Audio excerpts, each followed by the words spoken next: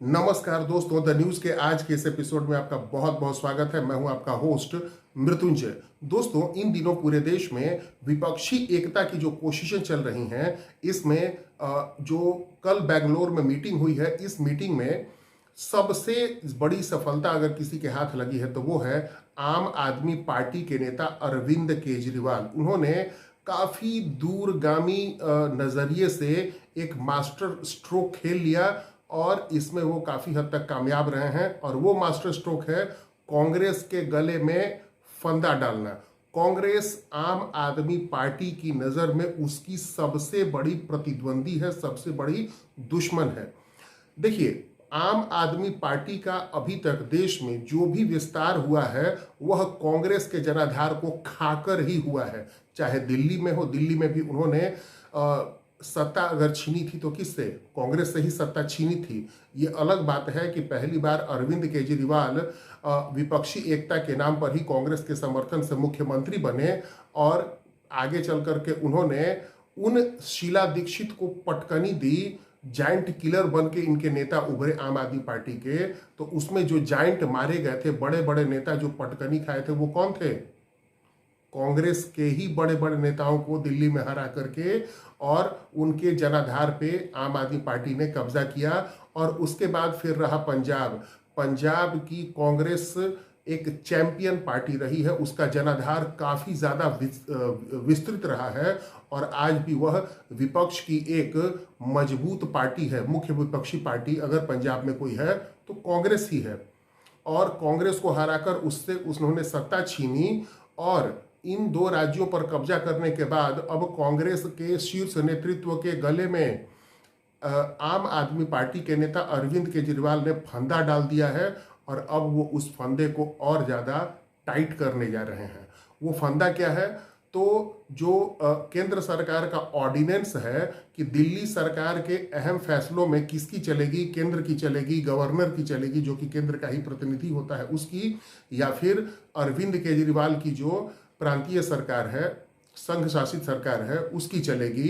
तो इस मामले में कोर्ट ने अरविंद केजरीवाल का साथ दिया था और कि इस मामले में कोई भी अहम फैसला नियुक्तियों से संबंधित, बड़े पदाधिकारियों की नियुक्तियों से संबंधित ज़्यादातर जो भी बड़े बड़े फैसले हैं, अब उन फैसलों में किसका फैसला निर्णय आना था या किसकी चलनी थी? तो अरविंद केजरीवाल की चलनी थी सुप्रीम कोर्ट के फैसले के मुताबिक, जिसके खिलाफ केंद्र सरकार एक ऑर्डिनेंस लेकर आई जिसके तहत उन्होंने एक ऐसी कमेटी गठित कर दी है जिसमें कि केंद्र के प्रतिनिधियों का बहुमत है। तो जाहिर है कि अब इस ऑर्डिनेंस के साथ ही केंद्र सरकार की ही चलने वाली है इवेंचुअली। अब इस ऑर्डिनेंस को केंद्र सरकार कानून का दर्जा देने का प्रयास कर रही है, जिसके लिए संसद के दोनों सदनों से उसको पारित कराना है। अब उसमें लोकसभा में तो भारतीय जनता पार्टी के नेतृत्व वाली केंद्रीय सरकार को बहुमत हासिल है, लेकिन राज्य सरकार में इनको बहुमत हासिल नहीं है। बहुमत के लिए कुल 118 के करीब, 18-19 के करीब सांसदों का समर्थन चाहिए राज्यसभा में। अब अरविंद केजरीवाल इस ऑर्डिनेंस का विरोध कर रहे हैं और जो अभी विपक्षी एकता मंच बन करके सामने आया है, इंडिया के शॉर्ट फॉर्म के नाम से, तो इसमें शामिल सभी पार्टियां अरविंद केजरीवाल के साथ खुलकर हैं।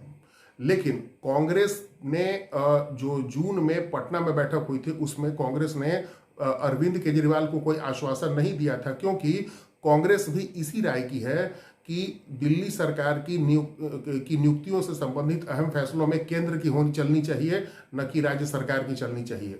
लेकिन विपक्षी एकता के नाम पर जब कांग्रेस के ऊपर चौतरफा दबाव बना और अरविंद केजरीवाल पटना से जिस तरह से मुंह फुलाकर भाग आए थे, इसके बाद कांग्रेस ने मजबूरी में अपने दिल्ली यूनिट और पंजाब यूनिट के फैसलों के खिलाफ जाते हुए केंद्रीय नेतृत्व ने अरविंद केजरीवाल के फैसले का या अरविंद केजरीवाल का समर्थन करने का फैसला किया है। यानी अब राज्यसभा में जब भाजपा की केंद्रीय सरकार इस प्रस्ताव को लेकर आएगी कि कानून का दर्जा देने के लिए कि दिल्ली सरकार की नियुक्तियों में अहम तौर पे किसका चलना चाहिए, तो उसमें सभी पार्टियां तो अरविंद केजरीवाल का समर्थन कर रही हैं। अब उसमें कांग्रेस भी मजबूरी में विपक्षी एकता के नाम पर अरविंद केजरीवाल का समर्थन करने जा रही है, जबकि दिल्ली की प्रदेश इकाई और पंजाब की प्रदेश कांग्रेस इकाई दोनों ही इस फैसले के खिलाफ हैं, इससे नाखुश हैं। तो कांग्रेस एक तो कि अपना घर खुद बिगाड़ रही है और साथ ही साथ एक ऐसे व्यक्ति को उसने अपनी गर्दन सौंप दी है जो उसके गर्दन को काट कर और अपना विस्तार करने पर आमादा है। देखिए, कांग्रेस आज भी देश की दूसरी सबसे बड़ी पार्टी है। कांग्रेस के पास अगर पिछले लोकसभा चुनाव के आंकड़े को देखें तो लगभग 19% के करीब वोट सिर्फ अपना है कांग्रेस का। और कांग्रेस के पास अगर मतदाताओं की संख्या के तौर पे हम देखें तो भारतीय जनता के पार्टी के पास जहां 22 से 23 करोड़ मतदाता हैं पिछले चुनाव के मुताबिक, 2019 के लोकसभा चुनाव के मुताबिक, तो कांग्रेस के पास इस समय लगभग 12 करोड़ के करीब मतदाता हैं। आम आदमी पार्टी धीरे धीरे चाहती है कि कांग्रेस के जनाधार को वह खाती चली जाए अलग अलग राज्यों में, अलग अलग क्षेत्रों में, और वह अपना विस्तार कर ले और वह भारत की ऐसी पार्टी बनकर उभरे जो कांग्रेस का रिप्लेसमेंट है, यानी कांग्रेस का विकल्प।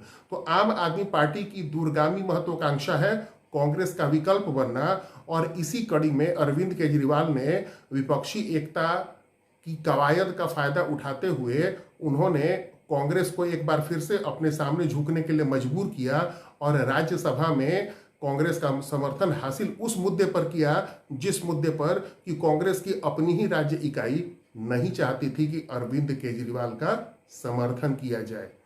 अब देखिए, होगा ये कि अरविंद केजरीवाल जो इस ऑर्डिनेंस का विरोध कर रहे हैं, यानी जिस प्रस्तावित कानून का कि किसका चलना चाहिए दिल्ली सरकार की नियुक्तियों से संबंधित अहम फैसलों में, तो अरविंद केजरीवाल जिस बात का विरोध कर रहे हैं वो उसमें वो कामयाब नहीं होंगे, क्योंकि भारतीय जनता पार्टी के पास अकेले इतना बहुमत तो नहीं है, लेकिन अकेले इतना ज़्यादा समर्थन जरूर है। यानी भारतीय जनता पार्टी के पास जितनी सीटें हैं, यानी एनडीए के पास जितनी सीटें हैं, और जो विपक्षी पार्टियां हैं उनके पास जितनी सीटें हैं, जो नया गठबंधन बना है उसमें कांग्रेस को अगर हम शामिल भी कर लें तो भी लगभग दोनों का पलड़ा बराबर पर आ रहा है। और साथ ही साथ नवीन पटनायक ने अहम मुद्दों पर केंद्र का हमेशा ही समर्थन किया है।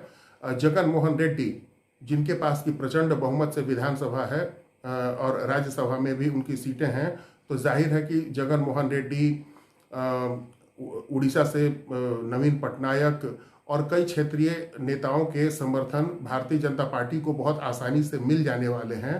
तो ऐसी सूरत में अब कहाँ इस बात की संभावना बनती है कि अरविंद केजरीवाल भाजपा को ये दिल्ली सरकार के अहम नियुक्तियों से संबंधित फैसलों के मामले में अरविंद केजरीवाल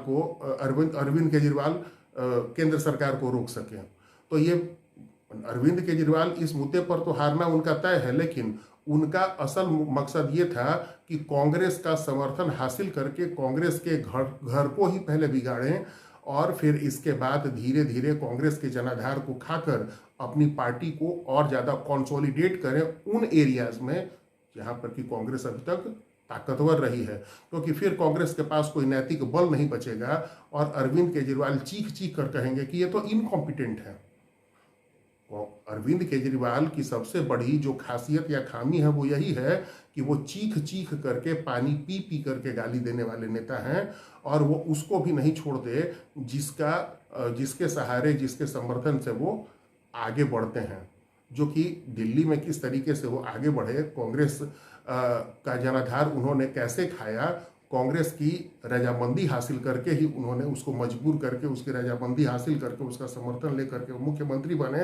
बाद में कांग्रेस को ही इनकॉम्पिटेंट, करप्शन की जननी और तमाम नाम दे करके उन्होंने कांग्रेस के जनाधार को खा लिया। पंजाब में भी यही किया, और आज स्थिति ये है कि कांग्रेस 2 जगह से सत्ता गंवा चुकी है, पंजाब से भी गंवा चुकी है, और अब लग रहा है कि पंजाब से तो पूरी तरह से कांग्रेस को खत्म कर दिया जाएगा अरविंद केजरीवाल की पार्टी के द्वारा।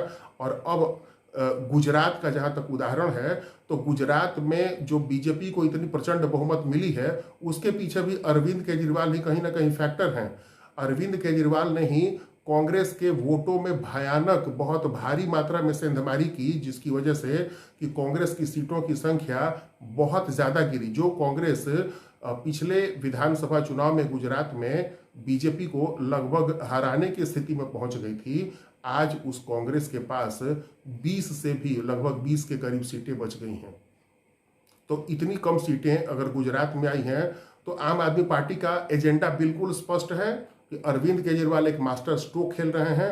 उनका एकमात्र मकसद है कि किसी तरह से कांग्रेस के जनाधार को खाकर अपनी पार्टी को विस्तार देना, क्योंकि भारतीय जनता पार्टी के जनाधार में सेंध लगाना इनके बूते की बात नहीं है, अरविंद केजरीवाल के बूते की बात नहीं है। लेकिन भाजपा को अगर टक्कर देना है, उसके बरक्स खड़ा होना है। अरविंद केजरीवाल यंग हैं, काफ़ी ऊर्जावान तरीके से भाषण भी करते हैं और काफ़ी महत्वाकांक्षी भी हैं। तो अरविंद केजरीवाल को पता है कि अगर भाजपा के बरक्स खुद को खड़ा उनको करना है तो बस उसका एकमात्र जरिया या एकमात्र तरीका क्या हो सकता है, यही हो सकता है कि वे कांग्रेस के जनाधार को खाएं। और इस मामले में वो एक लंबी छलांग लगा चुके हैं कांग्रेस का समर्थन हासिल करके राज्यसभा में। तो दोस्तों, आज की ये कहानी थी। अब अगले वीडियो में आपसे हमारी फिर मुलाकात होगी। आपसे हमारा ये रिक्वेस्ट है कि हमारे इस वीडियो को लाइक करें, सब्सक्राइब करें और इसे ज़्यादा से ज़्यादा शेयर करें। आपका बहुत बहुत धन्यवाद।